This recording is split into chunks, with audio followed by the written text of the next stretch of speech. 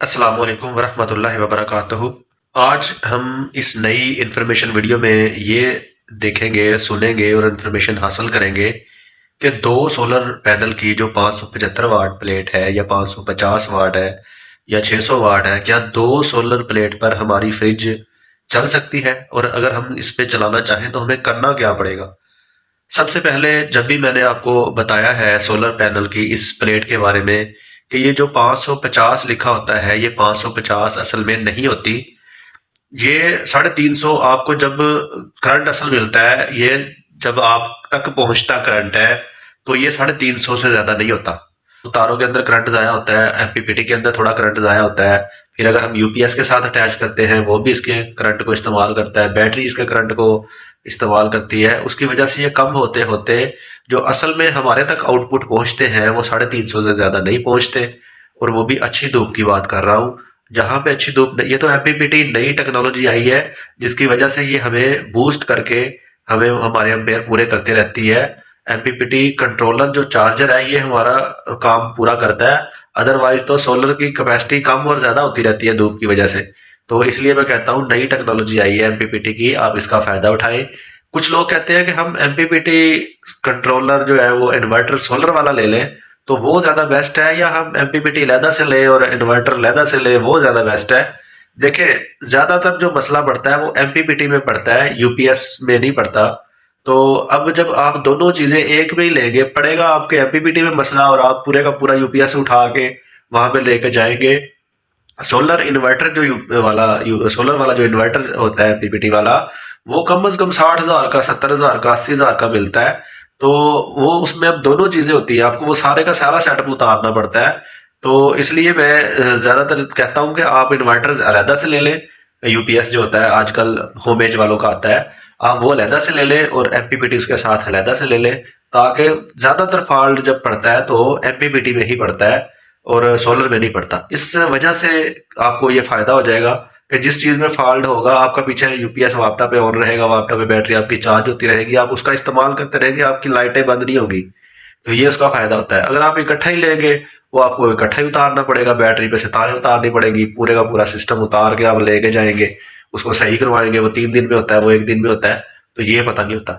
इसलिए मैं ज्यादातर यही कहता हूँ कि आप अलग अलग लें। बाकी आपकी मर्जी है, जिन लोगों ने खरीद रखे हैं वो उन्होंने फिर लगाने, उनका मजबूरी भी होती है, वो ना लें।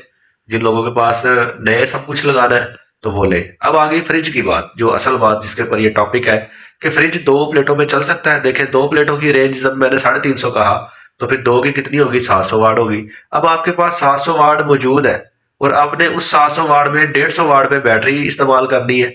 अब 150 वाट अगर 700 वाट में से निकाल दें, अब आपके पास बाकी कितने बचे? अब आप कहेंगे जी हमारे पास तो 550 बचा।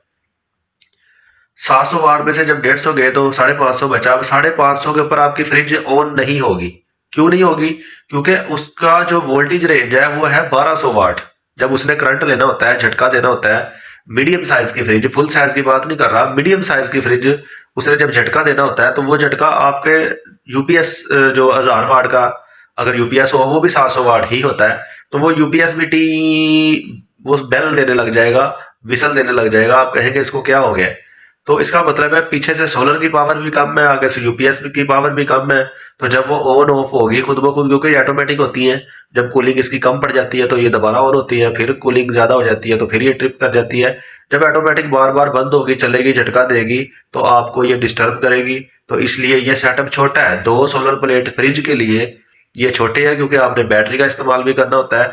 हाँ, लोग क्या करते हैं, दो सोलर प्लेट को लगा कर आपको यूपीएस 1200-1300 वाट वाला उसके साथ अटैच करके बैटरी से करंट का झटका दिलवा के वो ऑन हो जाती है। उसके बाद वो क्योंकि फ्रिज घंटे के बाद वो दोबारा 800 वाट पे, 400 वाट पे आ जाती है। अगर वो फिर दोबारा उसकी कूलिंग कम होती है, फिर वो 1200 पे शुरू होती है, फिर वो 1000 पे, 800 पे आ जाती है।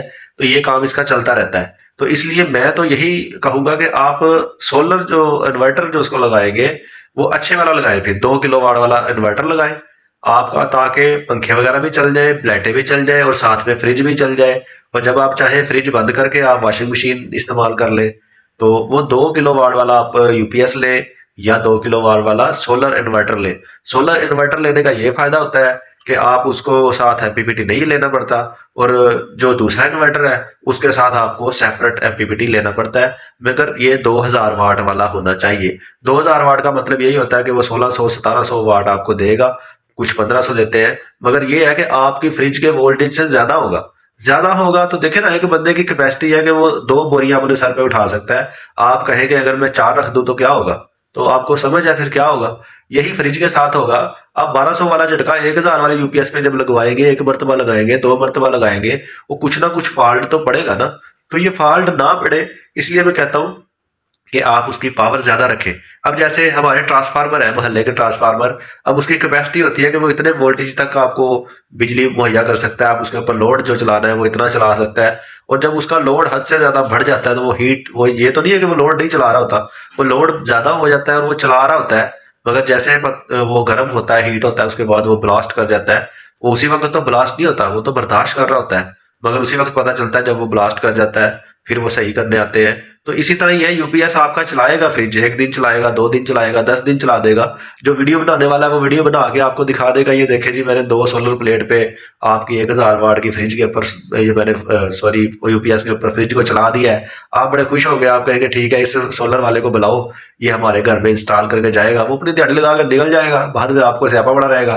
तो मैं तो यही कहूंगा कि जनाब जो उसकी कैपेसिटी है उसके मुताबिक उससे ज्यादा रखे, ताकि वो फ्रिज बेफिक्र हो गया, चाहे 4 झटके मारे कुछ ना हो, लाइट आए जाए, बिजली कम हो ज्यादा हो, सोलर पे धूप में कम हो ज्यादा हो, वो बंद हो, कोई आपको मसला ना हो, आपका यूपीएस खराब ना हो, आपका एमपीपीटी खराब ना हो, तो आप टेंशन से बचे रहे। वरना पैसे लगाते रहेंगे, आपने कहेंगे पता नहीं क्या हो गया।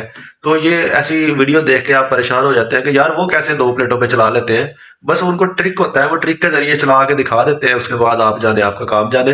तो मैं ऐसी वीडियो बनाना भी नहीं चाहता, क्योंकि लोग परेशान ना हो। मेरा काम तो परेशानी दूर करना है, कि आप जो लोग लोगों की बातों में आगे गलत मलत कर लेते हैं वो आप ना करें। अब रही बात कि हमारी फ्रिज फिर ऑन कैसे होगी, तो ये 3 सोलर प्लेट का आपको इस्तेमाल करना पड़ेगा। 3 सोलर प्लेट से ये होगा कि आपकी जो धूप से आने वाली एनर्जी है वो आपको 1000 वाट तक मिलना शुरू हो जाएगी। क्योंकि यूपीएस पे जब 2000 वाट वाला यूपीएस होगा और 3 अदद आपकी सोलर की प्लेट होगी, ये जब वर्क करेगी, उसको झटका देगी, तो शुरू शुरू में थोड़ी सी बैटरी इस्तेमाल करेगी फ्रिज आपकी। वो थोड़ी सी आधा घंटा को 10-15 मिनट के बाद वो उसके वोल्टेज कम होके 1000 पे आ जाएंगे, 900 वाट 800 वाट पे आ जाएंगे। तो वो उसके बाद वो चलती रहेगी, 800 वाट से 700 वाट, फिर 500 वाट, फिर 400 वाट पे आ जाती है। उसके बाद वो चलती रहेगी, फिर वो बंद नहीं होगी।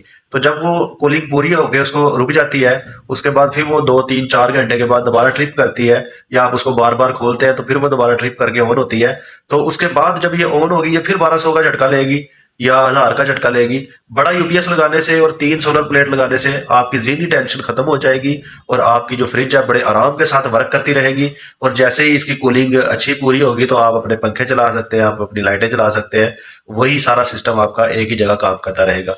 उम्मीद है आपको मेरी ये वीडियो पसंद आई होगी। आप मेरे चैनल को सब्सक्राइब कीजिए, लाइक कीजिए, कमेंट कीजिए, कोई सवाल जवाब हो तो ज़रूर पूछिए। अस्सलाम वालेकुम वरहमतुल्लाह।